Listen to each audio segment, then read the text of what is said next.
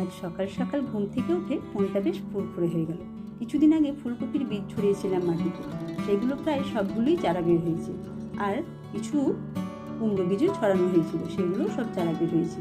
দুদিন আগে বৃষ্টিতে গাছগুলো এত সুন্দর রূপ পেয়েছে, ঘন সবুজ, দেখতে কি সুন্দর লাগছে, চোখ জুড়িয়ে যাচ্ছে। আর এদিকে জবা সুন্দরী এখনও ঘুম থেকে ওঠেনি। টগর রানী অবশ্য আগেই উঠে গেছে। কিছুদিন আগে আমি আপনাদের দেখিয়েছিলাম না তেজপাতা গাছে ছোট ছোট ফল। দেখুন এই ফলগুলো প্রায় একই রকম আছে, বাড়েও নি আর পাকেও নি, পরে কি হবে জানি না।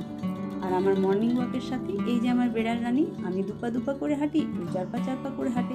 ও অনেকটা পৌঁছে গেছে। এরপর কি হয়েছে, ও ক্লান্ত হয়ে এক জায়গায় বসে গেছে। ততক্ষণে ও নিজেকে পরিষ্কার পরিচ্ছন্ন করে নিল, আমি একটু হাঁটাহাঁটি করলাম।